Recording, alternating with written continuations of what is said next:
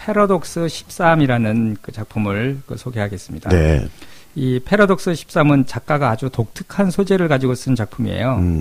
SF 소설이라고 분류할 수도 있고요. 왜냐면 뭐 시간 이동 이런 거 나오죠. 뭐 블랙홀 뭐 이런 것도 나오고요. 그리고 또 인류의 종말을 다룬 것 같은 배경이기도 해요. 왜냐하면 뭐 지구에 뭐 13명만 남아서 막 고군분투하는 그런 배경이었던가요? 예, 그런 것도 있고 또 혹은 뭐 재난 소설이라고 불리기도 합니다. 재난 소설. 예, 뭐 태풍이나 지진 뭐 이런 것들 뭐 피해 다니니까요. 네. 어쨌든 이 히가시노 게이고가 다루는 소재의 그 스펙트럼이 얼마나 넓은지를 보여주는 작품입니다. 네, 이게 히가시노 게이고의 그 이제 비교적 최근 작품에 속하죠. 그렇죠. 예, 2009년 4월에 일본에서 출간됐고요. 최근인데도 9년 전이네요. 그러네요. 하도 오랫동안 활동했기 때문에 맞습니다. 그 62번째 작품입니다. 87작품 중에 62번째 작품이고요. 이거는 그 어느 잡지에 연재됐던 작품이에요. 그 마이니치 신문에서 발간되는 그 썬데이 마이니치라는 잡지가 있는데요. 네. 여기에 그 2007년 5월부터 2008년 5월까지 딱 1년 동안 연재됐던 작품이고요. 이게 우리나라는 언제 출간이 됐나요? 예, 3년 6개월 있다 출간됐네요. 2012년 10월에 출간됐습니다. 네. 번역은요? 예, 이혁재 선생님인데 그 마구 할 때도 잠깐 말씀드린 것 같고요. 그 6권을 번역하셨어요. 마구 한여름의 방정식 때 말씀드린 것 같다. 그렇군요. 예, 마구, 명탐정의 규칙, 명탐정의 저주, 패러독스 13, 그 무렵 누군가, 그리고 한여름의 방정식 이렇게. 이거 소개 안 한 게 있죠, 몇 권? 명탐정의 규칙과 명탐정의 저주, 그 무렵 누군가. 그 무렵 누군가. 예, 아직 저희가 소개를 해드리지 않았던 작품들이고요.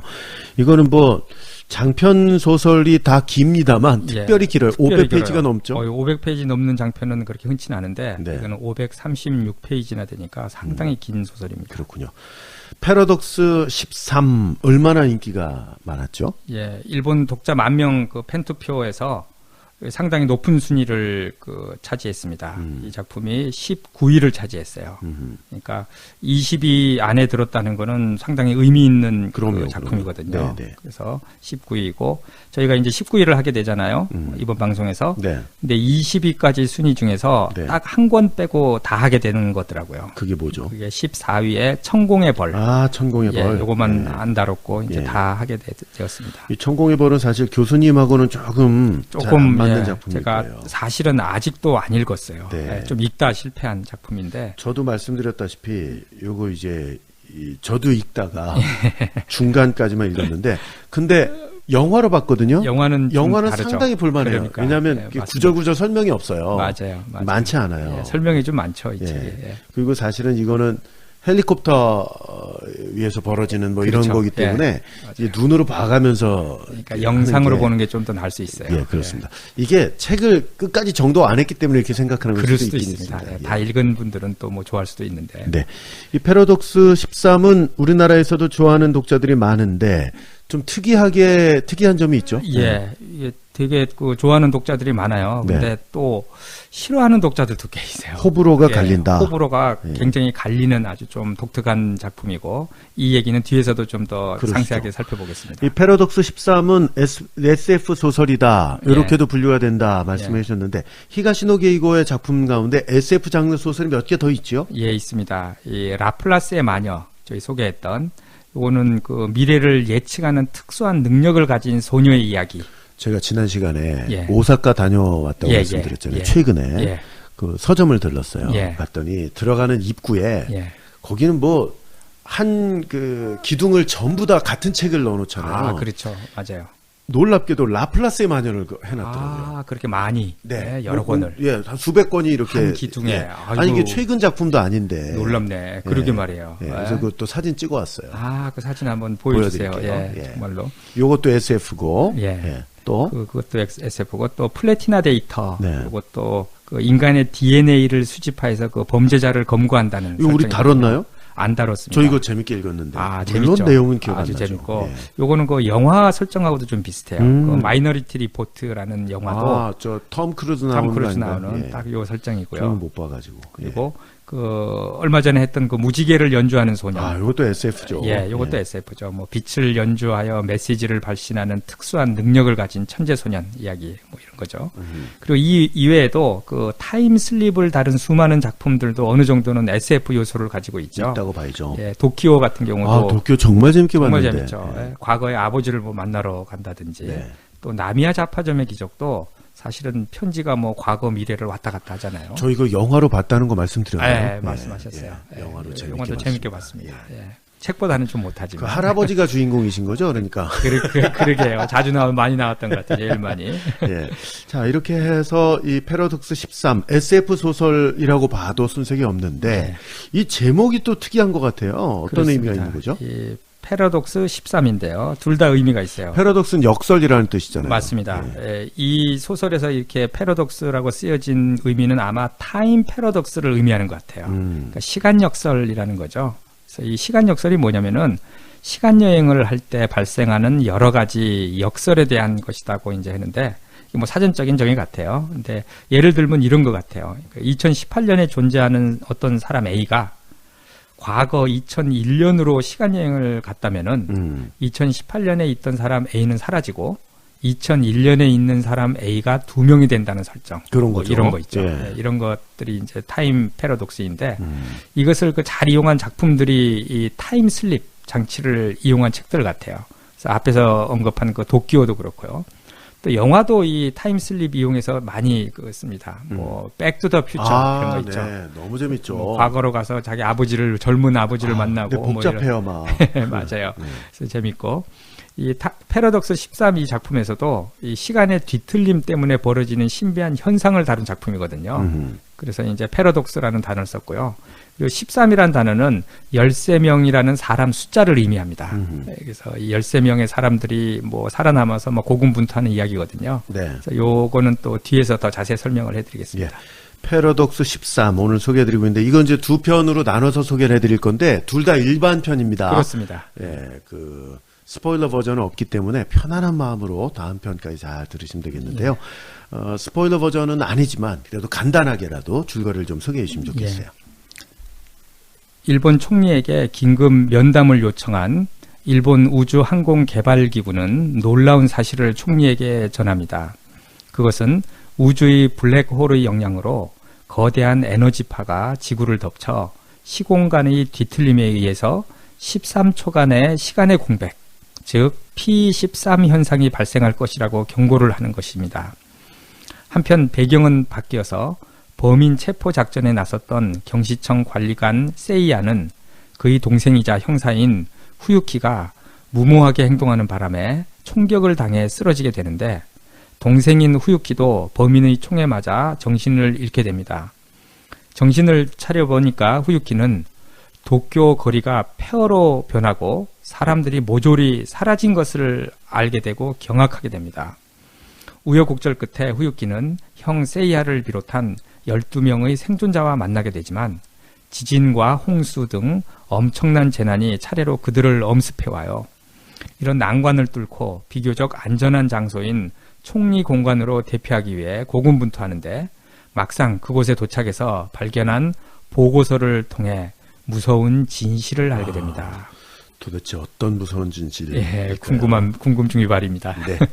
국내 최초 세계 유일의 히가시노 게이고 전문 방송 원기범 박인권의 더 히가시노 게이고 듣고 계십니다. 교수님 일단 이 소설을 이해하기 위해서는 그 P13? 예, P13. P13 예. 현상. 요게 정확히 어떤 것인지 좀 알아야 될 것 같은데 좀 더 설명을 해 주실 수 있을까요? 예. 그 책, 우리 번역된 책 띠지에도 이렇게 써 있습니다. 운명의 13초. 지구는 이대로 종말을 맞을 것인가. 상상을 초월한 반전. 기적의 라스트 씬. 히가시노 게이고 최초의 본격 SF 미스터리. 예, 이 띠지에도 이 운명의 13초, 지구는 이대로 종말을 맞을 것인가 이렇게 이제 얘기가 나와 있는데요. 네.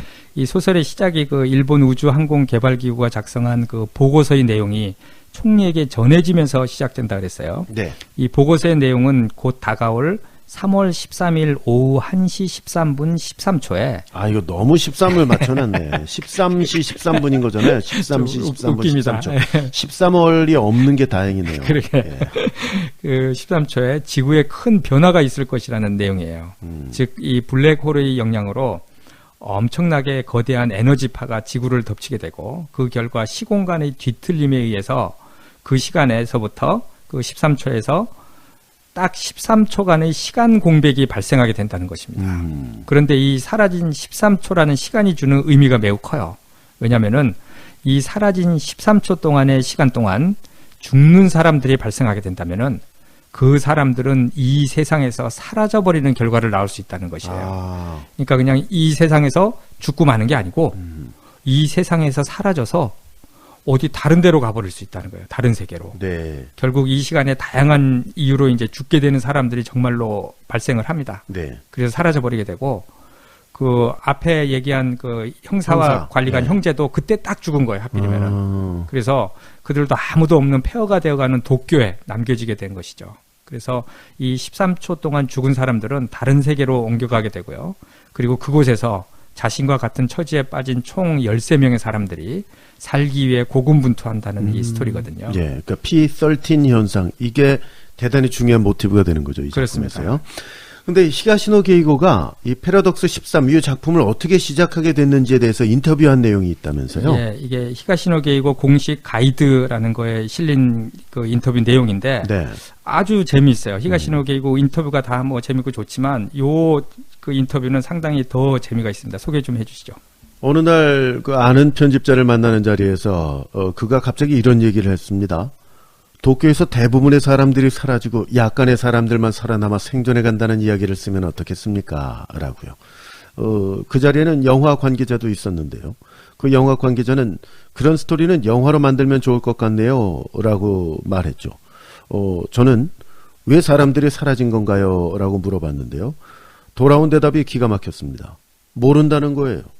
편집자는 사람들이 그냥 갑자기 사라질 거라면서 정해진 것은 그것뿐이라는 겁니다. 그래서 제가 속으로 이 사람이 장난하나?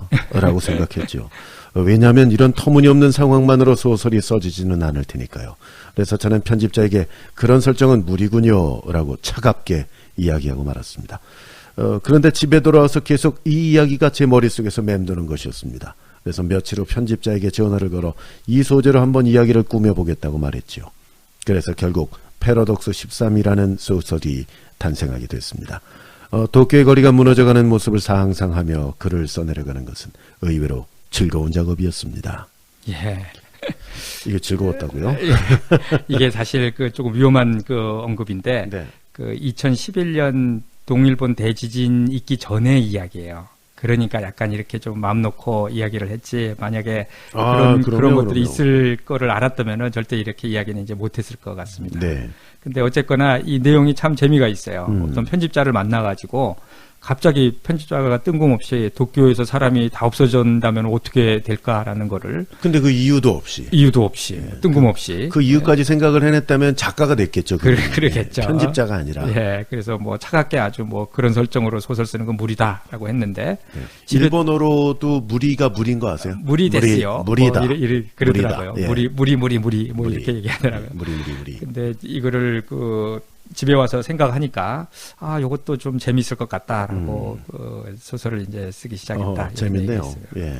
그리고 어느 독자가 이 패러독스 13과 히가시노 게이고 작가에 대해서 남긴 아주 재미난 이야기가 있어요. 상당히 오래전에 남겨진 건데. 일미즐? 예, 일미즐 카페. 그러면 이거 쓰신 분이 저희 애청자실 수도 있어요. 그럴 수도 있습니다. 예. 일본 미스터리 즐기기 카페라고 있죠. 지금 소개해 드릴 건데 만약에 지금 이 글을 쓰신 분이 저희 애청자시라면 예. 저희 팟빵에 들어오셔서 댓글로 좀 남겨주시면 감사하겠습니다. 이걸 뭐라 그러죠? 커밍아웃? 커밍아웃. 그분이 이 제목이 패러독스 13 묵직한 한가운데 직구라는 제목으로 몽상가라는 분이에요. 몽상가. 좀 아이디로 알고 계시는군요. 예, 2012년 11월 26일에 아주 오래전에 남겨놓으신 거예요. 히가시노 게이고의 작품답게 쭉쭉 읽힌다. 어떤 책들은 독자가 읽는 것이 아니라 작가에 의해 읽혀질 수밖에 없는데 히가시노 게이고의 작품은 대개 그렇다. 본격 떠먹여주는 작가라고 나니까 작가가 마치 이렇게 말하는 것 같다. 자자 독자님 조금 더 옳지 조금 더 읽어봐요. 그래 그냥 눈만 뜨고 있으면 돼. 페이지는 내가 넘길 테니까 옳지 그런 친절이 눈물겹게 고마울 때도 있지만 때론 불편할 때도 있다. 아주 재밌게 글을 썼죠. 네, 그러네요. 이분 만나보고 싶네요. 그러니까요. 재밌게 표현했고요. 네. 또 이건 이제 작품에 대한 얘기를 이렇게 술술 읽힌다는 얘기를 한 거고요. 네. 또 이 작가에 대한 얘기를 아주 야구 투수에 비유했는데 아주 재밌습니다. 히가시노 게이고를 비유했는데 히가시노 게이고를 보면 직구를 주먹이로 하는 우아한 정통파 투수가 떠오른다. 변화구는 물론이고 타자와의 심리 싸움 같은 건 저 멀리 제쳐두고 오로지 포수 밑을 향해 직구를 부려대는 무식하지만 미워할 수 없는 그 녀석. 희한하게 3구 삼진일 때도 있지만 안타나 홈런을 맞을 확률도 그만큼 높다. 작품의 편차가 큰 것은 아마 그 때문이리라. 작품 편차가 큰가요? 뭐 본 사람의 있는 것도 있죠. 이제 하고자 하는 얘기 이런 것 같아요. 그러니까 뭐 이렇게 질질 뭐 시간 끌거나 그 투수들 보면은 뭐 이렇게 막 직구 막 안 던지고 막 이리 빼고 저리 빼고 이런 것들 있잖아요. 그런 거 이제 싫어한다는 거죠. 히가시노 게이고는 아주 시원시원하게 직구를 뭐 주무기로 한다. 뭐 이런 재미난 비유로 이 작가를 평가한 것 같습니다. 네. 패러독스 13. 이 작품 속에 등장하는 얘기 중에 인간의 선악에 대한 그리고 인간의 정의에 대한 특별한 그 이야기가 실려 있다고요? 예, 책 띠지에도 그 히가시노 게이고가 이렇게 말한 것이 적혀 있습니다. 세상이 바뀌면 선악도 바뀐다. 살인이 선이 되기도 한다. 이것은 그러한 이야기다. 예. 참 무서운 얘기예요. 네. 예, 세상이 바뀌었다고 어떻게 선악이 바뀌고 뭐 살인이 선이 되기도 한다. 그러게요. 예, 참 놀라운 이야기인데. 지난 시간에 이제 줄거리를 약간만 소개를 해드렸죠. 그렇습니다. 그러니까 이런 이야기입니다. 그 태풍과 지진, 홍수 등의 아주 극한의 상황에 내몰린 생존자 13명이거든요. 이 끝도 모를 어려움들을 이겨나가게 되는데요. 문제는 그 안에서 벌어지는 수많은 갈등들이 존재하게 돼요.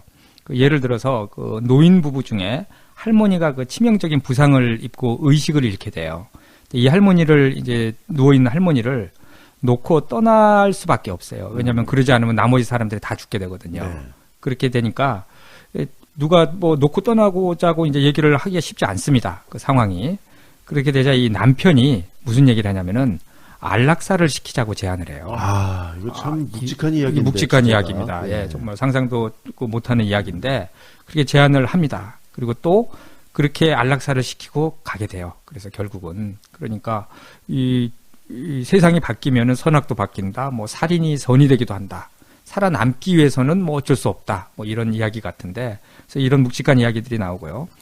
또 이 더 놀라운 이야기가 나오는데 그 소설의 후반부에 어떤 한 남자가 이 여자 생존자를 강간하려는 파렴치한 상황이 이제 등장하게 돼요. 네. 이 상황을 놓고 논쟁이 벌어집니다. 그 세이야라고 형 역할이죠. 그 경찰 쪽에 있는 아주 높은 고위직이거든요. 근데 그 세이야가 그 오히려 그 상황을 좀 우리가 뭐 냉정하게 판단을 하자 뭐 이런 얘기를 해요. 뭐냐면은 살아남은 사람들이 후손을 만들기 위해서는 그런 것들도 뭐 어쩔 수 없는 것 아니냐라는 뭐 의견을 내놔요. 이것도 이제 도덕적인 그 참 논쟁이 얼마든지 있을 수 있는 그럼요. 거죠. 그러니까 이게 일반적으로는 절대 뭐 있을 수가 없는 상황이죠. 그런데 만약에 정말로 13명만 살아남게 된다면은 후손을 그 봐야 되는데 그렇게 뭐 이런 상황도 뭐 여러 남자랑도 이렇게 애를 가져야 되지 않느냐 뭐 이런 얘기들이 나오거든요. 그러니까 참 상상을 초월하는 어떤 그 상황에 따라서 이런 것들이 나오게 되고요. 그래서 이렇게 극한의 상황에서는 기존의 그 보편적인 도덕률이 빛을 잃고 말게 될 수도 있다는 뭐 이런 이야기들이 나오고요. 네. 그래서 이 작가가 그 세계가 바뀌면 선악의 기준도 바뀐다고 이야기했고, 그리고 뭐 살인이 선이 될 수도 있다라고 얘기를 한 것 같아요. 이 생존의 위협에 직면한 이들 그 생존자에게 그 도덕적 판단의 가장 중요한 기준이 그 살아남는 거예요. 서바이벌. 예. 생존. 네. 또 그리고 인류의 존속 이런 겁니다. 뭐 도덕이고 뭐 뭐고 없습니다. 그래서 이 기준에 따라서 기존의 모든 도덕과 윤리적 가치는 재정립될 수밖에 없다라고 이제 주장이 되는 거죠. 네. 이 히가시노 게이고가 두 대비되는 등장인물을 통해서 이런 상황을 잘 이끌어 나가요. 그 형제 둘을 가지고 그 동생인 후유키 형사는 그 형인 세이야 이 두 세이야도 형사죠? 예, 형사입니다. 더 높아요, 훨씬. 근데 이 세이야 형이 집단의 리더로 아주 매사에 이성적이고 강인해요. 그래서 다 죽을 사람도 다 살리고 할 정도로. 근데 아주 냉혹한 성격이에요. 뭐 그렇게 강간을 뭐 옹호한다든지 또는 부인이 그렇게 죽는 것을 안락사시킨다는 것을 뭐 당연하다는 듯이 한다든지 뭐 이렇게 이제 그려지고요. 그리고 또 동생은 그 동생 후유키는 아주 감성적이고 우유부단해요. 근데 아주 인간적으로 그려집니다. 그래서 이 두 사람의 캐릭터를 대비시킴으로써 독자들로 하여금 이 가치와 정의의 문제를 서로 상반된 시각에서 바라보게 한다는 아주 장점이 있습니다. 네. 사실 교수님은 히가시노 게이고의 전문가시기도 하지만 또 영화의 전문가시기도 하잖아요. 예, 영화 좋아하죠. 예, 근데 요 지난 시간에 이 패러독스 13 이 작품은 영화화해도 좋을 거다 이런 말씀을 하시지 않았습니까? 예. 근데 이런 그 비슷한 내용을 담은 재난 영화 혹은 뭐 종말 영화 상당히 많이 있죠. 상당히 많이 있어요. 굉장히 많이 있는데 그 일반적인 그 자연 재해를 다룬 영화들이 있습니다. 뭐 태풍이나 지진 등으로 인해서 그 재해를 헤쳐나가는 이야기 같은 거죠. 또 이 진짜 종말을 다룬 이야기가 있어요. 그래서 그때 살아남은 사람들이 그 상황을 헤쳐나가는 설정의 영화들이 이게 굉장히 많은데 그 중에서 아주 유명한 영화 두 편을 기대가 되는데요. 예, 아주 좀 디테일하게 그 설명을 해드릴 거예요. 한 편은 2009년도에 만들어진 더 로드라는 영화입니다. 더 로드. 우린 더 히가시노 게이고네. 네, 그러네요. 예. 바로 그 길. 그렇습니다. 2009년이요? 그럼 거의 10년 가까이. 그렇습니다.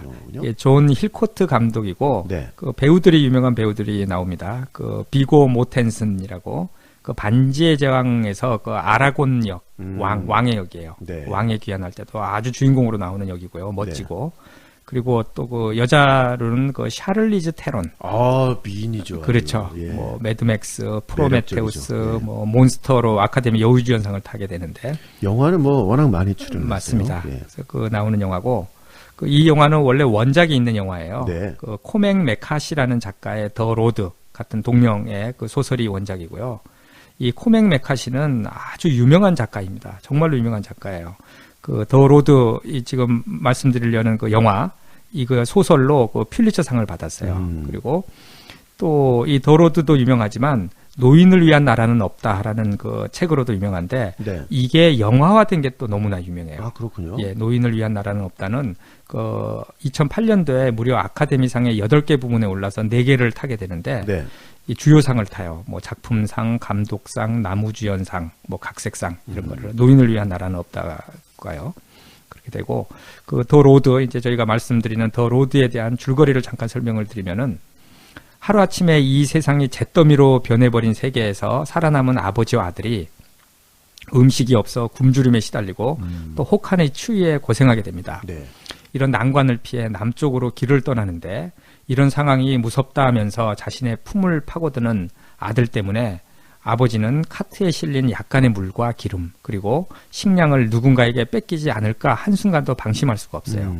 우려한 대로 인간 사냥꾼이 되어버린 다른 생존자 무리들에게 쫓겨 도망가다가 어쩔 수 없이 아들이 보는 앞에서 살인을 저지르고 말아요. 이들은 과연 따뜻한 남쪽 바닷가에 무사히 도착할 수 있을까? 또 살아남은 자들이 동료가 아닌 공포의 대상이 되어버린 세상에서 생존을 위한 아버지와 아들의 그 숨막히는 사투는 어떻게 전개될까 아주 궁금한데요. 그러네요. 예. 이게 더 로드. 그렇습니다. 이 설정이 패러독스 13과 아주 비슷해요. 이 잿더미로 변해버린 세계에서 이 살아남기 위해 고군분투하는 이야기도 비슷하고요. 물론 이 패러독스 13에는 인간끼리 살기 위해 싸우지는 않아요. 그 더 로드에서는 뭐 그런 것들이 아주 무시무시하게 나오는데. 그래서 이 더 로드 영화도 아주 그 추천하는 영화이기도 하고요. 패러독스 13과 비슷하기도 하고요. 또 다른 한 영화를 소개해드리겠습니다. 이 스티븐 킹의 소설을 원작으로 한 영화인데요. 더 미스트라는 영화예요. 보통 미스트라고 이제 했는데 2007년도 영화고요. 이거는 감독도 아주 유명합니다. 이 프랭크 다라본트 감독이에요. 이 쇼생크 탈출이라는 아주 걸출한 영화를 교수님 개인적으로는 거의 아주 최고의 좋아하는 영화로 그럼요. 아주 좋아하는 영화. 이거 수십 번 보셨죠? 맞습니다. 수십 번 봤을 겁니다, 정말. 근데 요 영화도 아주 그 이야기가 재밌어요. 평화로운 호숫가 한 작은 마을에 어느 날 강력한 태풍이 몰아친 뒤에 기이한 안개가 몰려옵니다. 동네의 집들이 태풍으로 피해를 보게 되고 쓰러진 집을 수리하기 위한 물건들을 사기 위해서 읍내의 마트로 마을 사람들 여럿이 가게 되는데 갑자기 마트 안으로 동네 노인이 피를 흘리면서 안개 속에 무언가가 있다고 외치면서 뛰어들어옵니다. 마트 밖은 이미 아무것도 보이지 않는 정체불명의 안개로 뒤덮였고 조금 있다가 마트는 거대한 괴 생물체들의 공격을 받게 됩니다. 마트 안에는 주민들이 고립되어 있는 상태인데 이때 어떤 미친 예언자가 나타나서 지금 밖으로 나간다면 모두 죽는다고 이야기를 하면서 마트에 있는 아이를 제물로 바쳐야지 다른 사람들이 살 수 있다는 이야기로 사람들을 선동하는 등 마트에 갇혀있는 사람들을 더욱 절망스럽게 만듭니다. 끔찍한 얘기인데. 예. 몇 시간 뒤 그들은 믿을 수 없는 괴물들의 등장으로 목숨의 위협을 받고 살아남기 위해 싸우기로 결심을 하는데요. 과연 그들 앞에 펼쳐진 것들은 인류의 재앙일까요? 그곳에서 그들은 살아나갈 수 있을까 아주 궁금합니다. 네. 뭐 궁금하진 않으시잖아요. 다 아시잖아요. 알죠. 다른 사람이 궁금한 거지. 그렇습니다. 근데 이 영화 그 미스트는 영화의 결말이 너무나 충격적이에요. 이건 정말 충격적입니다. 네. 아마 많은 사람들이 자기가 본 영화 중에 가장 충격적인 결말이라고 얘기를 하는 영화인데요. 네. 이 스포일러라서 이제 이야기는 못 드리는데 이 영화를 본 많은 사람들이 이 영화의 마지막 때문에 다시는 이 영화를 보지 않겠다는 사람들이 많이 생길 정도예요. 스티븐 킹 작품이 그런 작품들이 많아요. 스티븐 킹 작품들이 맞습니다. 그리고 이 영화 이 미스트와 그 더 로드 앞에 소개시켜드린 그 두 영화는 그 부산행이라는 우리나라 영화 있었죠. 네네. 재작년에 나왔던 그 부산행의 연상호 감독이 부산행 영화를 만드는데 이 두 영화가 영감을 많이 제공했다고 인터뷰에서 밝힌 적도 있습니다. 그렇군요. 국내 최초 세계 유일의 히가시노 게이고 전문 방송 원기범 박인권의 더 히가시노 게이고 듣고 계십니다. 자, 그런데 이 패러독스 13 이 작품이 교수님께는 약간은 지루했다고요? 예. 앞선 방송에서도 뭐 호불호가 갈린다 뭐 이런 얘기 했는데 네. 사실 저에게는 약간 불호 쪽이었어요. 개인적으로 약간 지루했습니다. 약간이 아니라 많이 지루해 하셨던 것 같은데. 특히 이 초중반까지는 몰입이 잘 안 됐어요. 왜냐면은 다른 세계에 뚝 떨어진 사람들이 사투를 벌이는 과정이 네. 우리가 영화 같은 데서 너무나 많이 본 익숙한 장면들이에요. 아, 그래요? 예. 그건 또 교수님의 특별한 경험상 그런 것 같네요. 뭐 그럴 수도 네. 있겠죠. 그래서 의외성이나 궁금증을 유발하는 전개 등이 좀 부족했고요. 저는 이런 내용을 거의 본 적이 없어서 매우 흥미로웠거든요. 근데 너무나 많은 사람들이 재밌게 봤다는 이야기들이 있어요. 예. 그 얘기도 이제 좀 이따 나오는데. 교수님 일단 치정 이런 게 안 나오니까. 근데 그렇다고 이야기를 질질 끌거나 하는 것은 아니에요. 네. 근데 이제 뭔가 예상이 되는 대로 되는 전개로 흘러가기 때문에 그런데 정말 저도 이렇게 개인적으로 아주 재미없진 않았어요. 왜냐하면 소설의 후반부에는 그 반전이 있어요. 이 사람들의 운명이 어떻게 될까 궁금하게 만들어주는 장치들이 이렇게 등장하게 되거든요. 그게 뭐냐면 그 총리 공간에서 발견된 P13에 관한 문서의 비밀. 이걸 알게 되면서 소설이 아주 재밌어집니다. 아, 그렇죠. 이 반전이 또 히가시노 게이고의 가장 큰 매력 중에 그럼요. 예. 근데 그 위에 앞선 시간에서 그 몽상가님이 그 소개한 뭐 작가와 이 작품에서 일미질 일미질 카페에서 근데 그 이 패러독스 13 소설의 그 문제점에 대해서 좀 분석을 해놓았는데 이게 좀 재미있더라고요. 소개해 주시죠. 예. 이 작품의 문제는 이야기가 얄팍하다는 데 있다. 책이 이렇게 두꺼운데 무슨 소리냐고? 그러게 말이다. 책의 두께만 보면 헤비급인데 멸치도 이런 멸치가 없다. 두툼한 옷을 몇 겹으로 껴입어 가리고 있었던 거다. 생존자들이 만나서 힘을 모아 역경을 이기고 그 속에서 반목과 신뢰를 거듭하는 등의 이야기는 매끄러운 편인데 그들이 처한 상황이 별로 무겁게도 심각하게도 그리고 안타깝게도 느껴지지 않는다. 왜 그럴까? 이유는 사람에 있다. 작가가 너무 사건에만 몰두한 나머지 사람을 그리는데 조금 실패했다. 감정을 이입하려는 순간도 너무나 빨리 다음 사건으로 넘어가 버린다. 누구 하나 멋지게 그려지지 않는다. 중간에 몇 번씩 의미심장한 대사가 나오긴 하지만 너무 노골적이라 솔직히 손발이 오그라든다.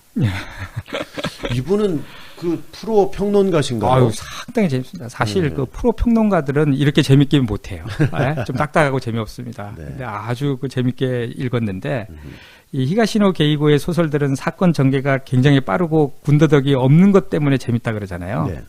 근데 그것만이 아니더라고요. 제가 이게 곰곰이 생각해 보니까 사실 작가의 탁월한 점은 등장 인물들의 캐릭터 전개를 아주 잘한다는 데 있는 것 같아요. 즉 이 독자들이 주인공들에게 감정이입하게 만들어주는 아주 탁월한 능력이 있는 것 같아요. 히가시노 게이고는. 이 작품 패러독스 13은 그 점이 조금 좀 아쉬운 것 같고요. 사실 그 권일영 선생님을 제가 자주 만나 뵙는데 그렇죠. 권일영 선생님도 이 패러독스 13을 읽고 나서 히가시노 게이고가 약간 좀 한계를 보이는 게 아닐까 그런 말씀을 좀 하셨어요, 저에게. 예, 그렇군요. 근데 신기하게도 이런 피드백 좀 이렇게 그 불호 쪽의 피드백이 있지만 정반대의 피드백들이 훨씬 더 많습니다. 그래서 사실 저는 좀 속으로 놀라기도 했어요. 이 재난 소설이나 종말 소설을 좋아하는 독자들 이 작품에 엄청난 찬사를 내놓는 것을 많이 보게 됐고요. 그러니까 그 일본 독자 10,000명 투표에서도 19위까지 했잖아요. 19위는 상당히 높은 굉장히 높은 겁니다. 예. 그리고 다음에 소개해드릴 그 독자 댓글들이 있는데 이 반응들이 보면은 이 책에 대한 찬사가 엄청나게 이어집니다. 네. 누군가의 죽음으로 시작하는 살인사건 트릭 파헤치기가 아니라 종말에 가까워지는 상황 묘사들이 잘 짜여진 블록버스터 영화를 보는 듯했다. 유성의 인연도 좋았지만 난 패러독스 13에 손이 더 간다. 이거 보세요. 이렇게 유성의 인연보다 더 좋았다고 할 정도. 블록버스터 영화. 네, 맞습니다. 네. 고정관념을 깨뜨리는 책이라 나는 생각한다. 책을 펴는 순간 그 속으로 들어간 듯한 경험을 하게 해주는 이 책은 내가 읽었던 작가의 다른 어떤 작품과도 비교할 수 없이 인생 작품이라 나는 여긴다. 이야기가 진행되면 진행될수록 나도 같이 주인공들과 교감을 하는 듯한 착각에 빠진다. 이 책은 읽으면 읽을수록 매력적이다. 꼭 히가시노 게이고 같다. 예, 극찬입니다. 아주. 극찬이네요. 예. 인생 작품이라고 그러니까요. 하셨으니까. 저 주인공들과 교감을 하기 힘들다라고 비판하신 분이 있는가 하면 이분은 주인공들하고 교감을 너무너무 잘하신 거예요. 그러니까 참 이게 사람의 그 취향과 이런 것들이 너무나 다르다는 생각을 하게 됩니다. 제가. 사실 이 히가시노 게이고 팟캐스트를 하시면서 그 순간순간 느끼시는 점이잖아요. 제일 크게 느끼는 점이에요. 그게 사람의 취향은 너무나 다르다. 그렇습니다. 댓글이 하나 더 있어요. 예. 히가시노 게이고 그의 이름을 들으면 떠오르는 유명한 작품들이 많다. 하지만 그 중에서 내가 추천하고 싶고 더 알려졌으면 하는 작품이 있다. 패러독스 13이라는 작품은 SF 미스터리로 분류할 수 있지만 그 속을 읽어보면 이야기는 인간의 가치와 정의에 대한 소설이다. 그렇지만 그는 지루하거나 뻔하게 그것을 독자들에게 깨닫게 하지 않는다. 시공간의 뒤틀림에 의한 13초간의 시간 공백, 그 속에서 살아남은 13명의 생존자들, 극한의 상황에서 개인과 집단의 이해가 충돌하고 서로의 가치관의 차이를 보이면서 내부적인 갈등이 일어난다. 세상이 바뀌면 선악의 기준이 바뀐다는 것이 그를 통해 보여진다. 다른 분들께 이 책을 추천드린다. 예. 그러니까 이분도 상당히 깊이가 있는 그렇죠. 글이죠. 그러니까 이게 놀라운 게 불호 쪽도 좀 있지만 호 쪽 좋아한다는 분들은 또 뭐 인생 작품이라고 할 정도까지 이 책을 좋아하시더라고요. 그러니까 작가가 했다는 말 아닙니까? 세상이 바뀌면 선악의 기준이 그렇죠. 바뀔 수 있다라는 거. 맞습니다. 그걸 이제 매우 그 극한의 상황. 으로 몰아놓고 그걸 또 생각해보게 했다는 것에 점수를 많이 주신 거죠. 자, 교수님 끝으로 패러독스 13에 대한 총평을 좀 해주시죠. 패러독스 13 작품은 SF의 소재를 빌려왔지만 사실 재난소설이라는 것이 더 맞는 표현 같아요. 도쿄가 무너져 내리는 중에 소수의 살아남은 사람들이 사투를 벌이는 과정을 무척 흥미진진하게 그리고 있고 소설이 마지막에 그들의 운명이 어떻게 될지에 대해 독자들은 손에 땀을 쥐고 읽을 수 있을 정도의 긴장감이 넘치는 작품입니다. 특별히 이 작품에 대한 평이 극과 극을 달리는 것도 아주 흥미로운 대목이라고 할 수 있습니다. 네. 제가 보기에는 교수님하고 뭐 몇 분 빼놓고는 다 좋아하시는 것 같은데. 그러니까요. 다 당황스럽습니다. 맞아요. 네.